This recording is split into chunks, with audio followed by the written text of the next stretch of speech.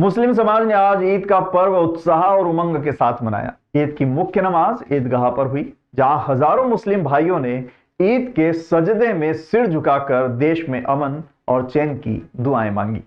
मुस्लिम भाइयों ने 30 दिन के कड़े रोजे रखने के बाद आज ईद का पर्व खुशियों के साथ मनाया। इस मौके पर ईद की मुख्य नमाज इंदिरानगर स्थित ईदगाह पर अदा हुई, जहां शहर काजी खलीकुर रहमान ने नमाज अता करवाई।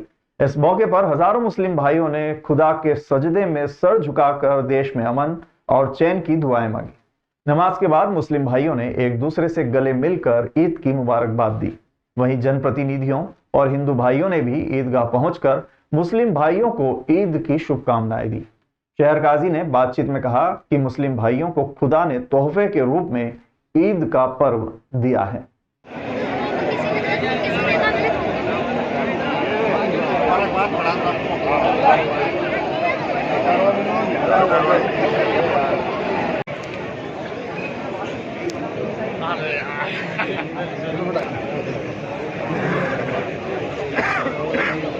दरअसल क्या है कि अल्लाह ने एक महीना ऐसा दिया जिसकी 11 महीने से मुसलमान इंतज़ार करता है और जिसको 1000 महीनों से अफजल माना जाता है।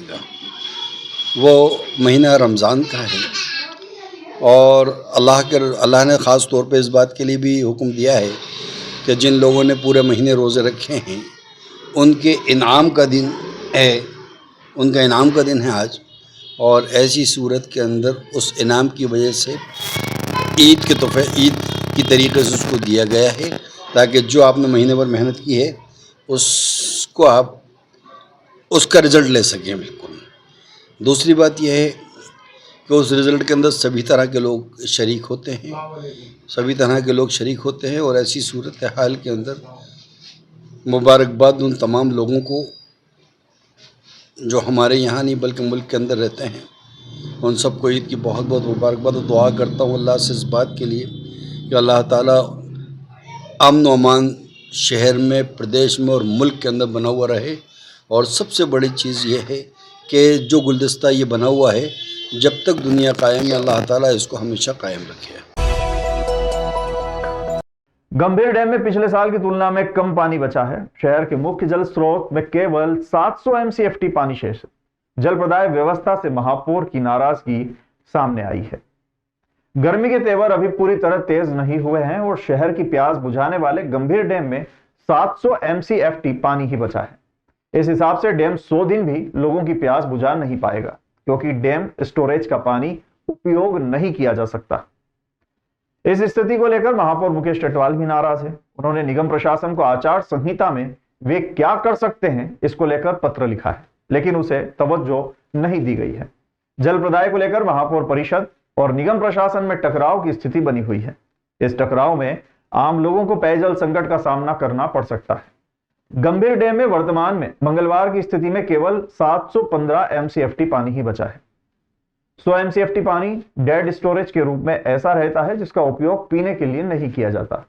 इस हिसाब से अब केवल 615 MCFT पानी ही शेष है। इससे केवल 100 दिन की शहर की प्यास बुझ पाएगी।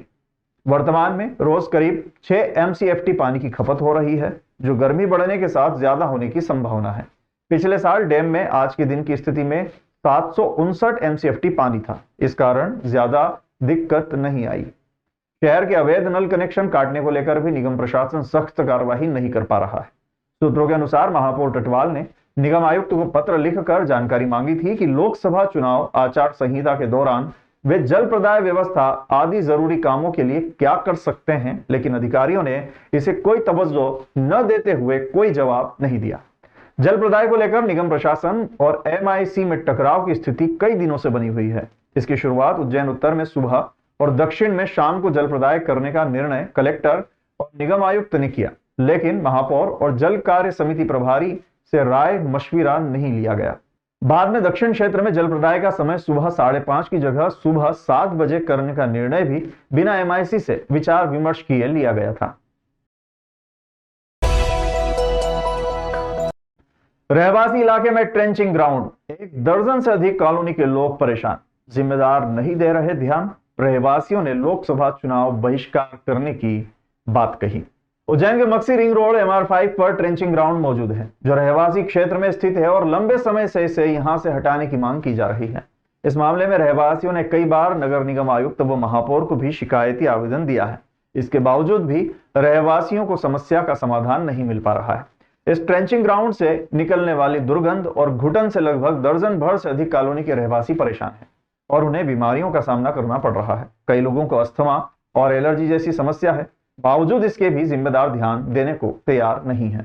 नगर निगम नगर निगम नगर निगम नगर निगम। हम लोग सांस लेने में बहुत प्रॉब्लम होती है। ये पास में टीचिंग ग्राउंड होने के कारण हम लोगों का घर बेचने का भी चल रहा था। जब भी बदबू आती है हम खाना पीना खा नहीं पाते हैं और सारे कवर्ड हो जाते हैं। अंदर आने के बावजूद भी बदबू इतनी आती रहती है और चुनाव प्रचार ये सारी चीज़ों से हम काफ़ी कुछ दूर रहेंगे। इस बार काफ़ी टाइम से हम परेशान हो रहे हैं, 6-7 साल हो गए इस चीज़ से।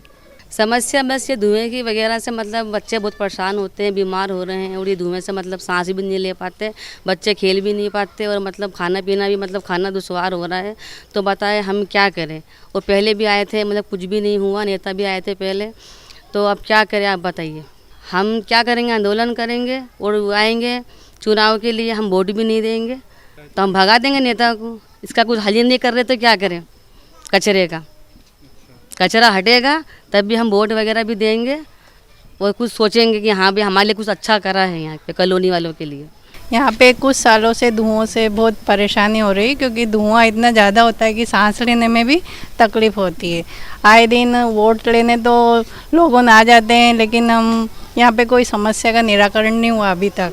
धुएं से परेशानी है सभी लोग और अभी जो लोकसभा का चुनाव होगा उसका हम बहिष्कार करेंगे। पूरे कॉलोनी के लोग वोट तो नहीं देंगे क्योंकि हमारी समस्या का निराकरण नहीं होता है।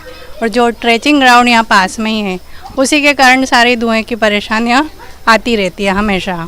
बच्चे हाँ पहले भी नेताओं ने आए हैं लेकिन कोई समस्या का निराकरण नहीं हुआ है और आए दिन बच्चे हैं, बूढ़े हैं, सभी को सांस लेने में तकलीफ़ होती है क्योंकि बच्चे भी बाहर खेलते रहते हैं और धुआं इतना होता है कि बाहर कोई भी खेल नहीं पाता है और घरों में अंदर तक धुआं चला जाता है। हम 2 साल से इस बीमारी, इससे जो जहरीला धुआं निकल रहा है ट्रेंचिंग ग्राउंड से, इससे परेशान है हमने नगर निगम चुनाव में भी हमें आश्वासन दिया गया था, विधानसभा चुनाव में भी आश्वासन दिया गया था कि इस ट्रेंचिंग ग्राउंड को यहाँ से हटाएंगे, पर इसका कोई निराकरण नहीं हुआ है। इस जहरीले धुएं से करीब 2 साल से लोग यहाँ से परेशान हो रहे हैं और करीब आसपास की करीब 14 से 15 कॉलोनियाँ हैं जिससे 25 से 30 हज़ार लोगों निवासी यहाँ पर और सभी परेशान हो रहे हैं, पर इसका कोई निराकरण नहीं हो रहा है। बच्चे बड़े बुजुर्ग सब बीमार हो रहे हैं यहाँ पर और हम काफ़ी परेशान हैं। इससे हमने कई बार आंदोलन और धरना प्रदर्शन और आवेदन दे चुके हैं नगर निगम जनप्रतिनिधियों और इसका हम निराकरण चाहते जल्दी से, पर कुछ हो नहीं रहा है। आगे नहीं होता तो हम सोच रहे हैं कि अब जो लोकसभा चुनाव है इसके पहले अगर निराकरण हो गया तो ठीक है, नहीं तो हम लोकसभा चुनाव का बहिष्कार करते हैं और कोई मतदान नहीं करेगा। हमारी 14 से 15 कॉलोनी वासियों के जितने भी 25 से 30 हज़ार वोट है कोई वोट नहीं डालने जाएगा। उज्जैन में हरी सब्जी 80 से 100 रुपए किलो पहुंच गई है। कभी सस्ती मिलने वाली दाल के भाव भी अब 165 से 200 रुपए प्रति किलो हो चुके हैं। इसके साथ ही सस्ता आलू भी महंगा होकर 25 से 30 रुपए, प्याज 20 से 30 रुपए, लहसुन 150 से 200 रुपए प्रति किलो पहुंच गई है। आम हो या खास हो, सभी को तरकारी के ज्यादा दाम चुकाना पड़ रहे हैं। गर्मी में अधिकतर लोग आलू का सेवन करेंगे। दाल अब महंगी होने से ऊंचे घरों में पहुंच गई है। हरी सब्जी की कमी नहीं, लेकिन गर्मी में पैदावार प्रभावित होने से अमूमन महंगी होकर बिकने लगती है। इधर गर्मी में शीतलता प्रदान करने वाला अंगूर 100 रुपए के पार है। संतरा क्वालिटी अनुसार 40 से 50 रुपए बिक रहा है। महंगाई के कारण सब्जियां आम जन से दूर होती जा रही है।